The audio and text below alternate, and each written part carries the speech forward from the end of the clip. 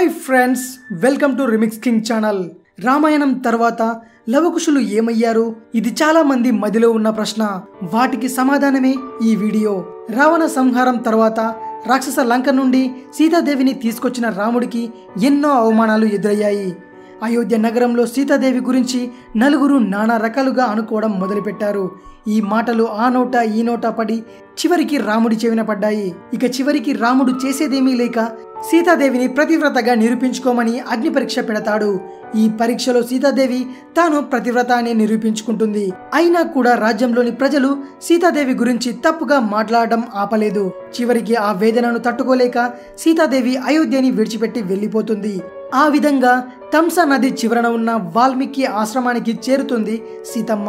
అయోధ్య నగరాన్ని విడిచినప్పుడు గర్భిణీగా ఉన్న సీతాదేవి కొన్ని రోజుల తర్వాత లవకుశులకు జన్మనిస్తుంది. ఆ ఆశ్రమంలోనే పెరుగుతారు లవకుశులు. అంతేకాకుండా వీరు కౌశికర్ అనే ఆశ్రమ శిక్షకుడి వద్ద సైనిక శిక్షణ పొందుతారు. అప్పుడే రామాయణం గురించి తెలుసుకుంటారు. కానీ ఆ రామాయణ కథలో ఉన్న సీతాదేవి తమ తల్లి అని, ఆ శ్రీరాముడు తమ తండ్రి అని వాళ్లకు తెలియదు. రామాయణంలోని రాముడు గురించి తెలుసుకున్న లవకుశులు శ్రీరాముడు దేవుడు కాదు, సీతాదేవిని చాలా కష్టాలు పెట్టి అవమానించి అయోధ్య నగరం నుండి వెళ్ళగొట్టిన క్రూరుడిగా వాళ్ళ మదిలో ఉండిపోయాడు.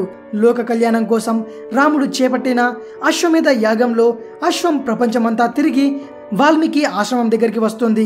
ఈ అశ్వమేధం రాముడిదే అని తెలుసుకున్న లవకుశులు రాముడితోనే యుద్ధానికి దిగుతారు. ఇక చివరికి రాముడు చేసేదేమీ లేక వాల్మీకి ఆశ్రమంలో ఉన్న తన కొడుకులను, సీతాదేవి పడుతున్న కష్టాలను చూసి అమితంగా దుఃఖిస్తుంటాడు. తన వారసులను, సీతాదేవిని తిరిగి అయోధ్యకు తీసుకువెళ్లాలని నిర్ణయించుకుంటాడు. కానీ సీతాదేవి ఇక తాను అయోధ్య రాలేనని తన తల్లి అయిన భూమాతలో కలిసిపోతుంది. ఆ తర్వాత రాముడు లవకుశులను తన రాజ్యానికి తీసుకెళ్లి వాళ్లను రాజులను చేస్తాడు. శ్రీరాముడి తర్వాత లవకుశులు రాజ్యాన్ని పాలించడం మొదలు పెడతారు. అలా వాళ్ళు పాలించిన రాజ్యాల్లో లాహోర్ నగరం కూడా ఒకటి. ఈ నగరాన్ని ప్రాచీన కాలంలో లావాపురి అని పిలిచేవారు. అంతేకాకుండా కసూర్ అనే నగరాన్ని కూడా వీళ్ళు పరిపాలించారు.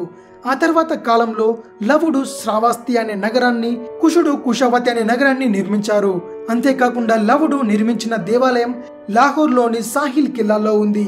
ఇక కుషుడు పాలించిన కుషావతి నగరాన్ని ఇప్పుడున్న గోరఖ్పూర్లోని కాశీనగర్గా గుర్తించారు. కుషావతి అనే పేరుతో ఒక నది కూడా ఉంది. అది పశ్చిమ భారతదేశంలోని గోవాలో ఉంది. ఇది లవకుశుల కథ.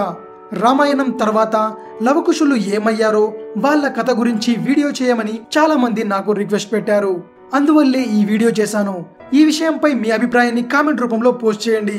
అలాగే నెక్స్ట్ వీడియో ఏ టాపిక్ పై చేయమంటారో కూడా నాకు కామెంట్ చేయవచ్చు. ఇది విషయం. మరిన్ని ఇంట్రెస్టింగ్ వీడియోస్ కోసం రిమిక్స్ కింగ్ ఛానల్ని సబ్స్క్రైబ్ చేయండి. Thanks for watching. బాయ్.